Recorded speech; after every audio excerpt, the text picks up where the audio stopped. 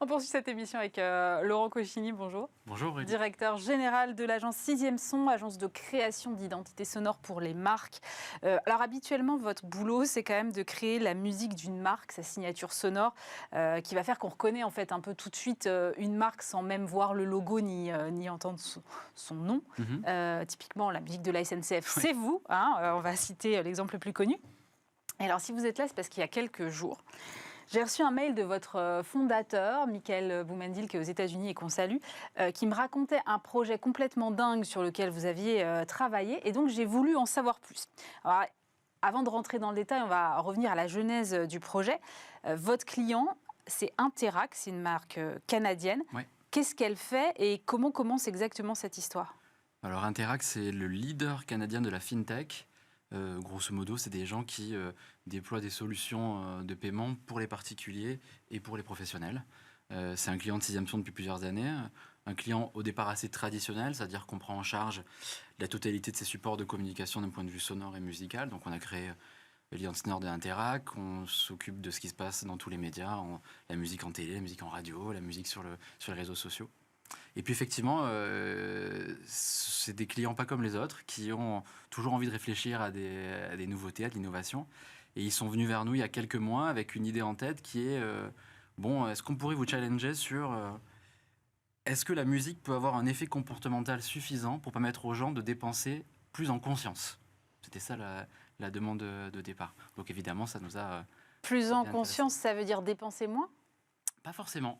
Ça peut vouloir dire juste avoir davantage conscience de ce qu'on fait au moment où l'on dépense et d'un certain point de vue, maîtriser les achats compulsifs, si on veut dire. Donc l'une des conséquences est de dépenser moins, mais c'est surtout de dépenser en sachant exactement ce qu'on fait au moment où on dépense.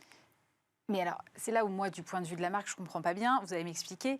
L'objectif de la marque, normalement, c'est que son service, sa solution, soit le plus utilisé possible. Oui. Et là, on va presque prendre le contre-pied. C'est-à-dire, on va freiner légèrement, en tout cas, cet usage-là. En tout cas, on va l'accompagner de manière plus consciente, de manière plus intelligente et surtout voir comment est-ce que le son, la musique ont des impacts comportementaux aussi forts. Alors, c'est pas une découverte pour nous dans le sens où depuis 20 ans, on a mené beaucoup d'études, beaucoup d'analyses auprès des marques et on sait que la musique a un effet comportemental direct. Il y a eu des études faites en Angleterre fascinantes, par exemple, sur la qualité du vin que l'on boit en fonction de la musique que l'on écoute. Quoi ?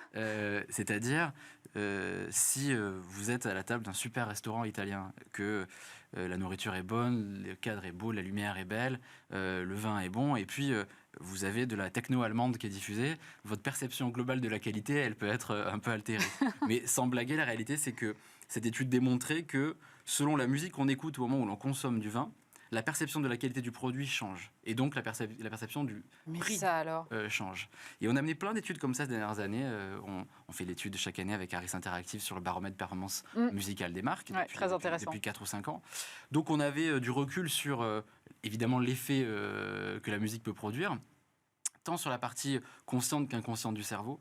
Et là, c'est vrai qu'on est allé assez loin parce que il y a eu des panels, 1000 Canadiens, puis 500 Canadiens qui ont vécu l'expérience à Interac, qui était de consommer avec différentes musiques utilisées au moment du passage en boutique. Mais justement, c'est le risque quand on vous dit il faut faire consommer plus en conscience ou consommer peut-être un peu moins, c'est d'avoir une musique qui soit super ennuyeuse, qui vous fasse fuir les lieux, qui vous dégoûte presque de l'acte d'achat, non ? C'est pas ça le risque ? Alors non, parce que ce qui est intéressant dans le résultat qu'on a eu, c'est que, par exemple, 38% des 18-34 ans ont baissé leurs achats compulsifs. Pour autant, leur satisfaction de l'expérience shopping est même meilleure que par le passé.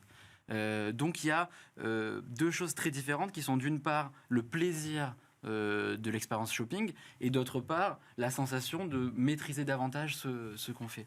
Mais la musique là-dessus, on accompagne beaucoup de marques dans le monde sur ce qui se passe en point de vente.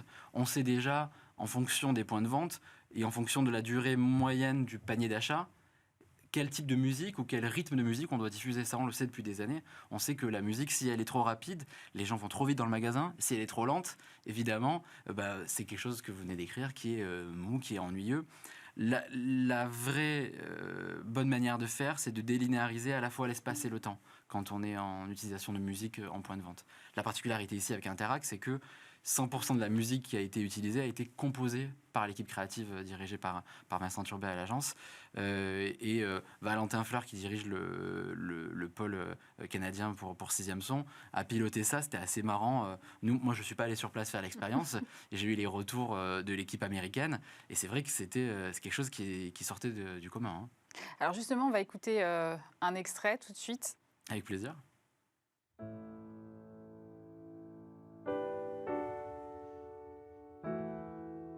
Comment on fait pour trouver la musique qui va pas décourager l'acte d'achat, qui va garder cette expérience Alors la bonne réponse, c'est pas la musique, c'est les variations d'une musique en réalité. Ce qui est intéressant, c'est qu'effectivement quelque chose de lisse, quelque chose de plat, va créer un effet d'ennui évident. La faculté de changer de rythme, de changer de mélodie, de changer de mode, comme on parle en musique, va d'une certaine manière réveiller l'esprit sur ce qui est en train de se passer.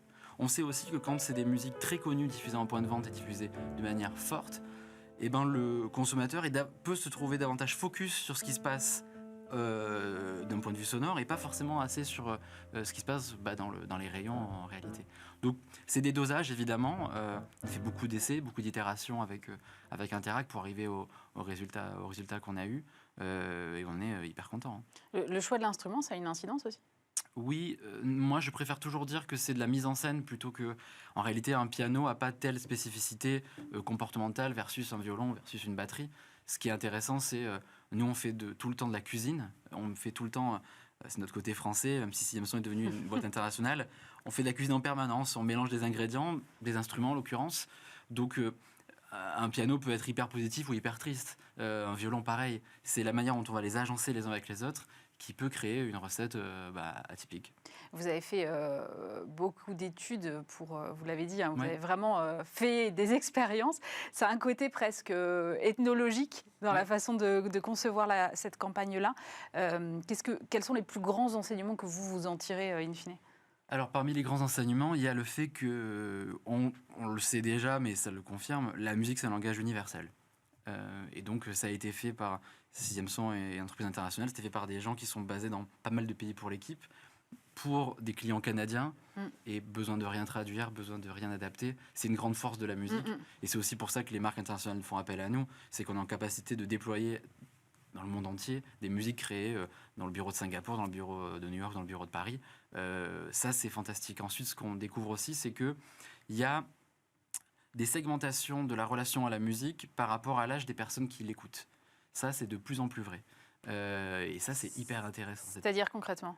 C'est-à-dire qu'en réalité, la connaissance de la musique pour des moins de 34 ans, non pas en termes de science de la musique, mais cette génération-là a grandi avec une accessibilité à la musique qui n'est pas celle de la mienne, ou des un peu plus expérimentés, on va dire ça poliment. Ouais. Parce que la musique est devenue, depuis une quinzaine d'années, un produit, un bien, une culture accessible instantanément. Ce qui force les annonceurs, les marques, à communiquer, elles aussi, avec plus de conscience quand il s'agit de la musique. On ne peut plus raconter les mêmes bêtises qu'avant avec la musique. On doit avoir davantage de prise en considération du fait que cette génération-là, la musique, à tout moment, elle peut avoir accès à tel titre, tel autre, et donc elle sait beaucoup de choses. Moi, j'aime pas du tout le côté décliniste de dire c'était mieux avant, machin. Non, la génération d'aujourd'hui, elle peut écouter, elle peut avoir accès à une musique, à une quantité de musique qui est folle, qui n'était pas la mienne, qui n'était pas celle de mes parents ni de mes grands-parents. Et donc, ça leur donne davantage de conscience de ce qui peut se faire. Quand même, ça m'interroge, cette histoire, parce que je me dis que si la musique peut avoir une influence sur mon comportement d'achat, à quel moment ça frôle pas la manipulation de la part de la marque qui me joue cette musique?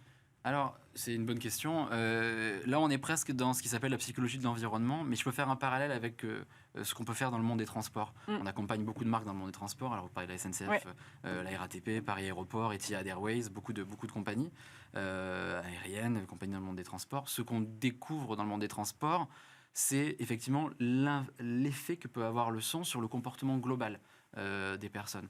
Par exemple, le travail qui a été mené pendant des années pour diminuer le bruit des wagons lorsque les trains circulent, fait que, au départ, il y avait une volonté des marques de se dire, oh là, il y a trop de bruit, donc on va diminuer. Maintenant, l'impact que ça a, c'est que les plaintes qu'on reçoit ou qu'on reçoit à la SNCF, la RATP, c'est que avoir diminué autant le bruit des wagons, l'enfer, c'est les autres, donc on entend davantage les conversations des gens qui sont autour de nous. Donc oui, effectivement, le son peut avoir un impact comportemental, c'est indéniable, et ça nous oblige, nous, designers, à faire en sorte que l'objectif, il n'est pas juste de faire en sorte que nos clients vendent plus, c'est qu'ils communiquent mieux.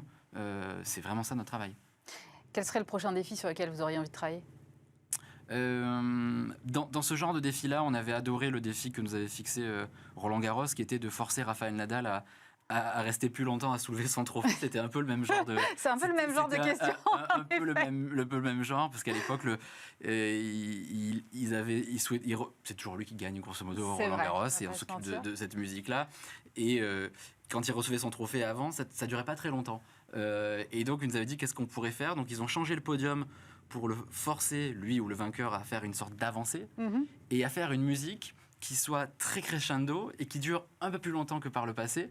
Ce qui fait que tant que c'est pas fini ce crescendo, on est obligé de rester comme ça. Comme c'est un garçon poli, bien élevé, avant de parler, il attend que la musique soit finie, ce qui fait qu'il se crée une ambiance dans le stade qui est forte, il profite davantage de l'instant et il se passe quelque chose d'un point de vue d'émotion qui soit fort. Donc ce genre de défi-là, dans le monde du sport, par exemple, m'intéresserait pas mal. Bon, vous viendrez nous raconter avec le prochain. Merci Laurent Cauchigny, je rappelle que vous êtes directeur général de 6e Son.